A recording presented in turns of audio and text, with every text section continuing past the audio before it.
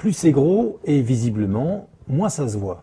Les 24 photos diffusées par la préfecture de police au lendemain de la manifestation du 24 mars ont donc été retouchées. Pas toutes certes, mais une bonne partie d'entre elles. Surtout celle de l'avenue de la Grande Armée, là où il y avait le plus de monde. Le premier à avoir émis un doute sérieux sur ces clichés, c'est cet homme, un blogueur qui travaille pour une PME et qui a manifesté le 24 mars. Faisant un peu de photos moi-même et étant assez passionné, j'ai trouvé étrange que les photos proposées étaient d'une si mauvaise qualité.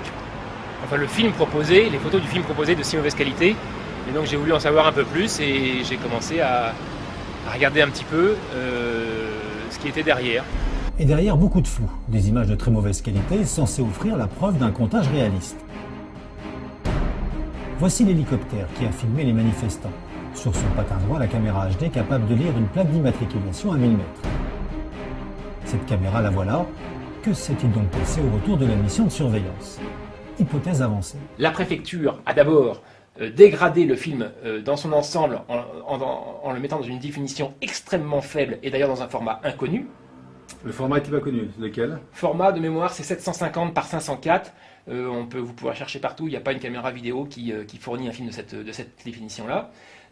Et donc, sur un film, enfin sur des images, donc un film de très mauvaise qualité, il est beaucoup plus facile de camoufler une retouche ou une falsification d'image que sur des images très haute définition qui, elles, laisseront apparaître tous les défauts de retouche s'il y en a.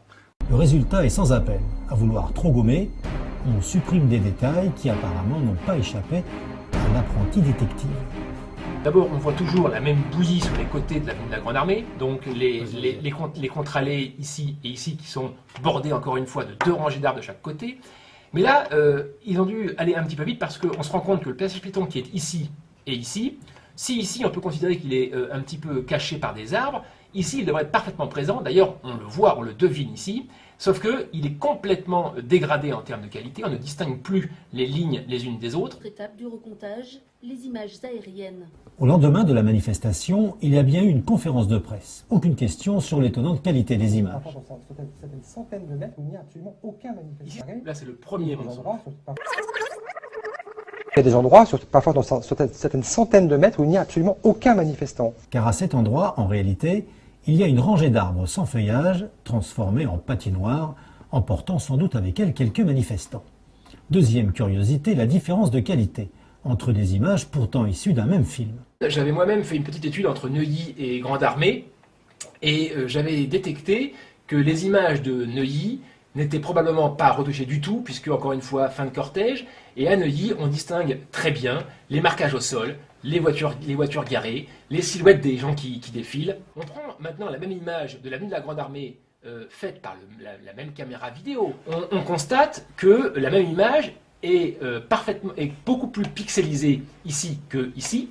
Et pourquoi? Parce que cette image ayant été manipulée, encore une fois, des passages piétons qui disparaissent, les arbres qui sont raboutés les uns aux autres pour faire croire qu'il n'y a personne, font que cette image devient illisible et de bien plus mauvaise qualité que celle de Neuilly Grande Armée. Nous avons voulu nous procurer la vidéo d'origine à partir de laquelle ont été extraites ces photos. Apparemment, aucune difficulté. La réalité est un peu différente. Deux possibilités. Soit vous nous envoyez une demande par mail. D'accord. Auquel on répondra. Mais le souci, c'est qu'on est en mesure de vous adresser que des photos en basse définition. Nous sommes toujours en attente du retour de la DRPP, du directeur de cabinet. On n'a toujours rien, hein. C'est toujours au cabinet du préfet. C'était notre 5e appel en 10 jours. En attendant de découvrir la vidéo originale, nous avons envoyé les photos de la préfecture à 4 labos étrangers. 2 Belges, 1 Anglais et 1 aux États-Unis. 3 sur 4 sont catégoriques. Ces photos ont parfois été grossièrement retouchées. Le dernier labo ne peut se prononcer tant la qualité des images est mauvaise. Il apparaît alors très clairement des zones estompées, voire même comme diluées. À la vue de ces éléments, nous pouvons conclure que cette photo n'est pas naturelle, mais a été retouchée. Restait à obtenir une confirmation irréfutable. Nous avons pu faire analyser ces clichés dans un des rares labos qui possède le logiciel de référence capable de trier le vrai du faux. 19, mais la 19 c'est un PNG, toi, donc ils sont pas fous. Ça veut dire quoi? Ça veut dire qu'ils sont pas fous. Je vais l'exporter moi-même je vais créer, mais normalement... Ça veut dire quoi, ils sont pas fous? 19 c'est un PNG. Pourquoi ils l'auraient fait? Parce que 98% des photo c'est du JPEG, et tout le monde sait très bien, enfin dans les milieux autorisés, on va dire que le JPEG est une source de renseignement. Donc en exportant en PNG ou autre, c'est un peu plus délicat. Mais là, je vais juste essayer. Donc ça veut dire qu'en fait, il y a des photos qui ont été traitées de façon différente. Ah oui, là, ça, je peux effectivement confirmer qu'il y a des photos toutes les photos n'ont pas eu le même traitement. Je ne suis pas fabricant de caméra, mais j'imagine que si je fais une interface, j'aurai normalement la même hauteur entre tous mes curseurs, auront la même hauteur sur les rails.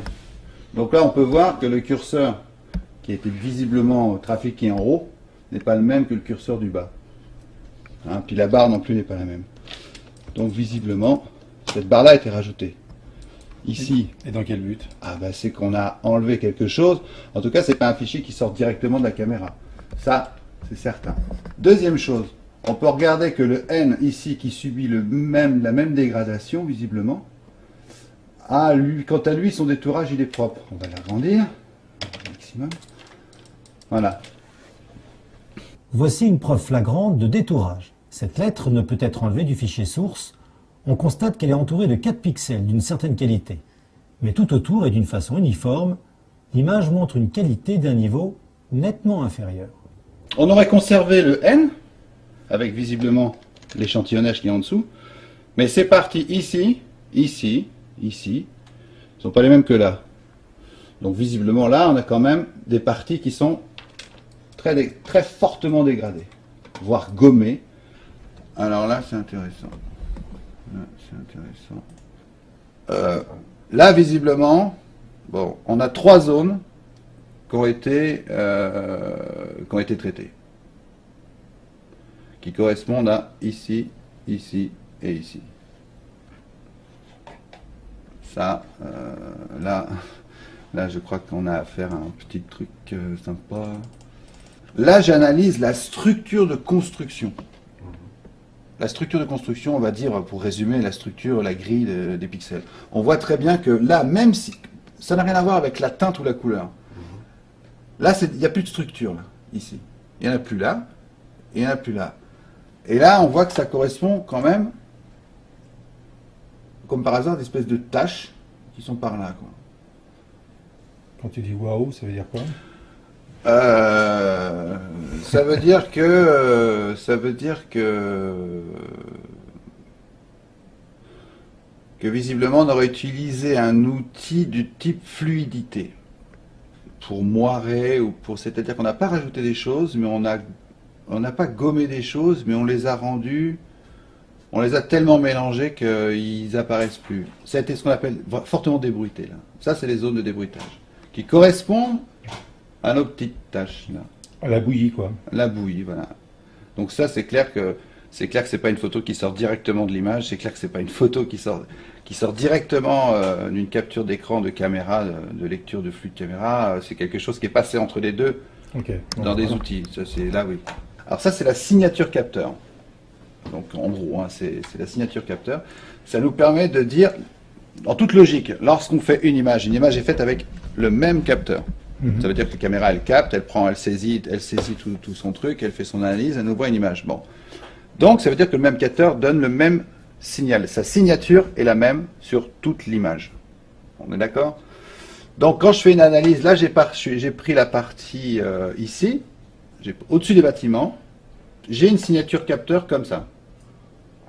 Lorsqu'on lui demande on va dire, la rationaliser par ce qu'on appelle une convolution, on a encore ce signal qui est donc classique, hein, une étoile avec ses points et autres, et on va l'avoir, voilà, la signature elle est là, donc on a ce spectre là, bon c'est une chose.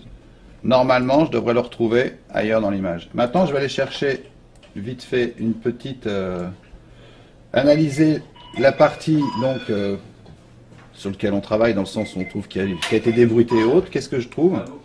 Je trouve que j'ai un signal qui est complètement différent. Donc ça veut dire que cette partie-là ne vient pas du capteur. Il y a d'autres choses qui ont été faites après. Le signal n'est pas la même chose. Là encore une fois, ça nous permet je dirais de confirmer que c'est clair que c'est pas une photo qui sort directement de la caméra. C'est une photo qui est passée par une post-prod et auquel on s'est amusé à visiblement, effectivement, ou enlever ou rajouter. ouais. En tout cas, c'est pas un original. C'est pas un original du tout. Ici, la question du nombre s'efface devant une autre, celle du pourquoi. Pourquoi ces petits bidouillages qui peuvent s'apparenter à une manipulation ?